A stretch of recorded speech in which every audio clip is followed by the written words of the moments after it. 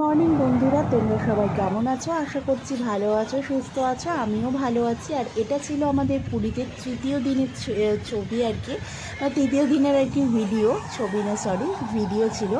আর তৃতীয় দিনের সকালে গেছিলাম সানরাইজ দেখতে, আমি, বাবা আর ঝুমঝুমি। যেহেতু ঝুমঝুমি কোনোদিনও সানরাইজ সেভাবে দেখেনি, সেজন্য ওকে নিয়ে গিয়েছিলাম। আর আদি আর তোমাদের দাদা হোটেলে ঘুমাচ্ছিল, আর আমার মাও এসছিল, এসে কিছুক্ষণ থেকে মা আর কি চলে গেছে। আর আমি ঝুমঝুমিকে এটা পুরোটাই দেখানোর চেষ্টা করেছিলাম, কারণ সমুদ্রের পাড়ে সানরাইজের কিন্তু একটা আলাদা রকম দৃশ্য। সকালে যেমন ফ্রেশ হাওয়া, তেমন ঢেউ, তেমন সূর্য উঠছে, মানে সব মিলে একটা খুব সুন্দর একটা দৃশ্য। এখনও কিন্তু সূর্য দেবতা উঠে পারেনি, আকাশে দেখতেই পাচ্ছ সবে লাল লাল ভাব আসছে আর কি, মানে উঠবো করছে। আর ঝুমঝুমি এখানে একটুখানি ফটোশ্যুট করছে ওর দাদার ফোনে, মানে আমার বাবার ফোনে আর কি ফটোশ্যুট করছে। আমার বাবা আর কি একটু ফটো তুলে দিচ্ছে। আর ঝুমঝুমি তো তোমরা জানোই ফটো তুলতে ভীষণই ভালোবাসে। আর সমুদ্রে এই সময় যা সুন্দর ঢেউ, তেমন হাওয়া, মনেই হচ্ছে না যে এতটা সকালবেলায় উঠেছি। আর সূর্য ওঠা আমরা আর কি দেখতে যেদিন গেছিলাম মোটামুটি 5টার সময় উঠেছিলাম, আর এই সময় কিন্তু মনেই হচ্ছিল না যে এতটা ভোরবেলায় উঠে এসেছি। দারুণ সুন্দর একটা ফিলিংস। আমি তো এর আগে অনেকবারই দেখেছি, কিন্তু ঝুমঝুমির এটা ফার্স্ট টাইম। তো চলো, এই দেখো সূর্য দেবতা উঠে গেছে অলরেডি, তোমাদের সাথে একটুখানি জুম করেই দেখালাম। দারুণ সুন্দর লাগছে। সবার চোখ ওই একটা দিকেই যেন আটকে গেছে। আর চারিদিকে এরকম অনেক ট্রলার রাখা রয়েছে, আর অনেক ট্রলার এই সময় ঢোকেও শুনেছি, কিন্তু দুঃখের বিষয় ট্রলার ঢোকা অবধি আমি আর ওয়েট করতে পারিনি, যেহেতু আদি ওখানে ছিল। যদিও তোমাদের দাদা ছিল, কিন্তু ঘুম থেকে উঠে আবার আমাকে না দেখতে পেরে বাবু যদি বেশি রেগে যান, সেজন্য সূর্য ওঠা দেখে কিন্তু আমরা ফিরে গিয়েছিলাম হোটেলে। তারপরে হোটেলে যাওয়ার পরে তো যেহেতু আমরা আর কি রান্নাবান্না করেই খেয়েছি, সেজন্য মানে তোমাদের দাদা, আমার মা, বাবা সবাই মিলে আর কি বাজারে গেছিলো। আমি ততক্ষণে যতটুকুনি টুকটাক কাজ ছিল আর কি, সেরকম তো আর কাজ ছিল না, টুকটাক আদিকে ফ্রেশ করানো, ঝুমঝুমকে একটু ফ্রেশ করানো, সেই কাজগুলো আর কি করে এগিয়ে রাখছিলাম, কারণ তারপরে তো সমুদ্রে স্নানও করতে আসতে হবে। আর দুঃখের বিষয় বন্ধুরা একটাই, যে আদি কিন্তু ঝুমঝুমি মানে সমুদ্র থেকে ভীষণ ভয় পাচ্ছিল, আর ঝুমঝুমি কিন্তু বেশ মজা নিচ্ছিল বিষয়টা। এটা আমার কাছে খুবই ভালো লাগছিল। আর আজকে ছিল হচ্ছে চিকেন রান্না হয়েছিল। মা বললো যে বাজারে সেরকম ভালো মাছ নেই, ওর জন্য চিকেন এনেছি, আর মাছের ডিম এনেছি, সেটা পটল আলু দিয়ে ভাজা কর, আর চিকেন। এই হচ্ছে আমাদের রান্নার বিষয় ছিল। আর অন্য খাবার তো অতটা আদি ঝুমঝুমি ভালোবাসে না, বিশেষ করে মাছ, ওর জন্য চিকেনই আনা হয়েছিল সবার কথা মাথায় রেখে। আর এদিকে মাকে বললাম তুমি সব সবজি পাতিলগুলো কেটে দাও, আমি চটপট করে রান্নাগুলো বসিয়ে দিই। একদিকে চিকেনের আলু ভাজতে বসিয়ে দিয়েছি, আর একদিকে কিন্তু অলরেডি ভাত হতে স্টার্ট করেছে। আর এদিকে সবাই মানে টুকটাক হেল্পের মধ্যে দিয়েই রান্নাটা কমপ্লিট করা হয়েছে কদিনই। আর এখানে পেঁয়াজ, টমেটো, কাঁচা লঙ্কা যা যা লাগে আর কি চিকেন রান্না করতে, সেগুলো দেওয়া হয়েছে। তো মোটামুটি আমার রান্না এখন কমপ্লিটের মুহূর্তে। আর এখন আমি যাব হচ্ছে গিয়ে সমুদ্রে স্নান করতে যাওয়ার জন্য রেডি হব। আর সমুদ্রতে একদিনও ফোন নিয়ে যেতে পারিনি, তো বিছনাগুলো একটু গুছিয়ে নিয়ে তো চললাম এবার সমুদ্র স্নানের দিকে। কারণ হচ্ছে অনেকটা দেরি হয়ে গিয়েছে, আর অনেকক্ষণ গিয়ে থাকতেও হবে, কারণ বেশিক্ষণ না থাকলে আবার ঝুমঝুমি মজা পাচ্ছে না। আর এটা হলো গিয়ে 4র্থ দিনের ভিডিও। আর 5ম দিনের আমি সেরকম কোনো ভিডিও আর কি করতে পারিনি। আমরা টোটাল পুরীতে কিন্তু 5 দিন ছিলাম, আর হচ্ছে মানে 6 দিনের দিন আমরা আর কি ব্যাক করেছি। 5 দিন একদম ফুলফিল আনন্দ করেছি।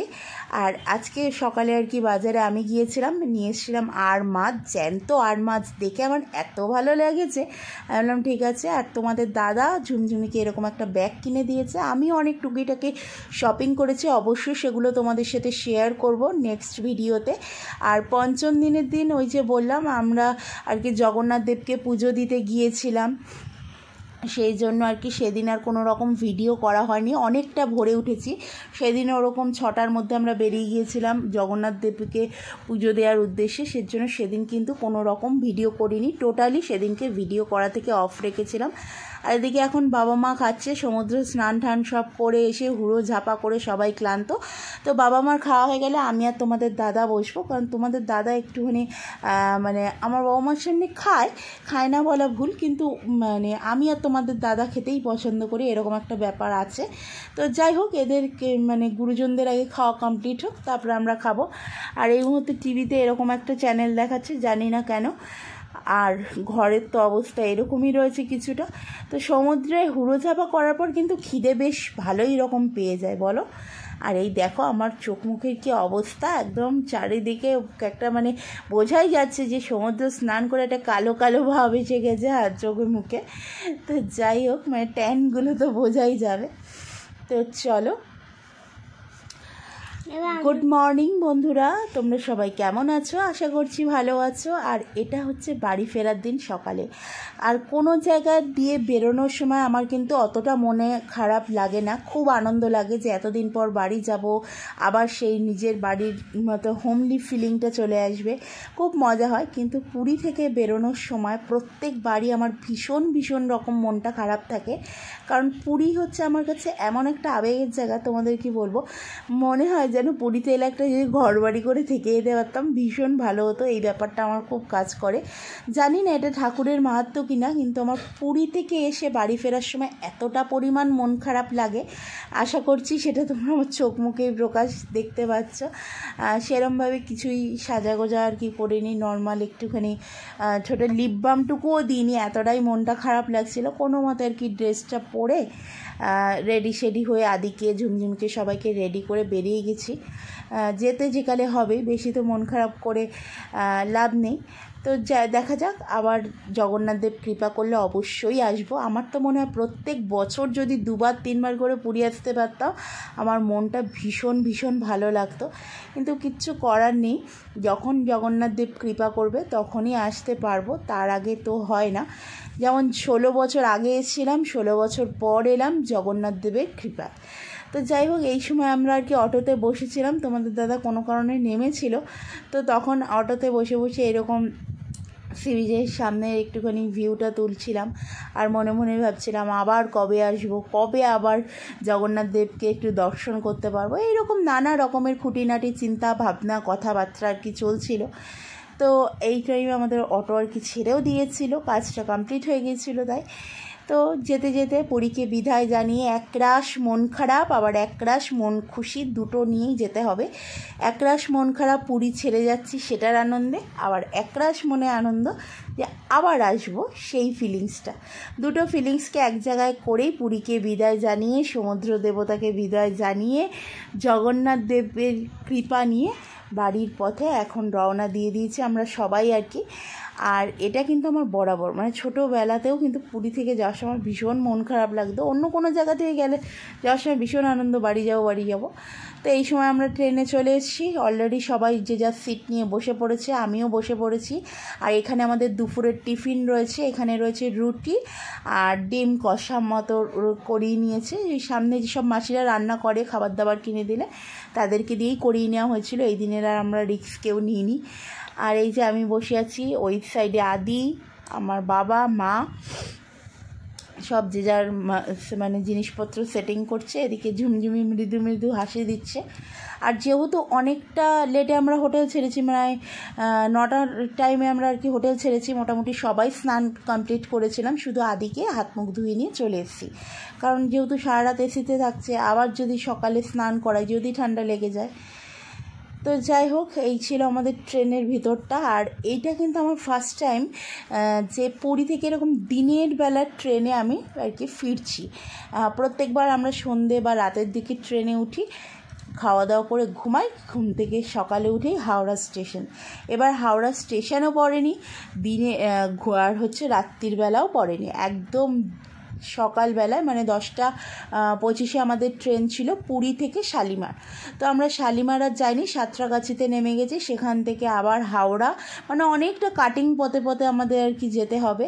সেখান সাঁতরাগাছি থেকে হাওড়া থেকে আবার প্রিপেড ট্যাক্সি করে যেতে হবে হচ্ছে গিয়ে শিয়ালদা।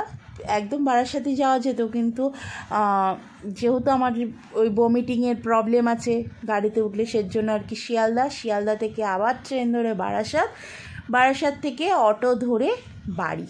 মানে বুঝতেই পারছো অনেকটা পরিমাণ জার্নি। আর কোনো সময় না আমার জার্নি করার সময় হয় কি বলো তো,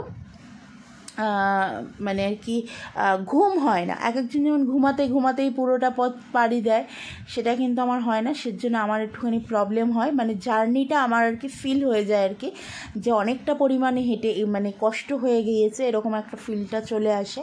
যদি একটু ঘুমাতে পারতাম তাহলে আর এই ফিলটা হতো না। আর ট্রেনের মধ্যে তো টুকিটাকি খাওয়া দাওয়া চলতেই থাকে, এ বলছে কুরকুরে খাবো, এ বলছে একটু ছোলা মটর খাবো, আর কানে এই সময় একটুখানি ইয়ারফোন লাগিয়ে নিয়েছিলাম, নইলে মন খারাপ থেকে আমি কিছুতেই বেরোতে পারছি না।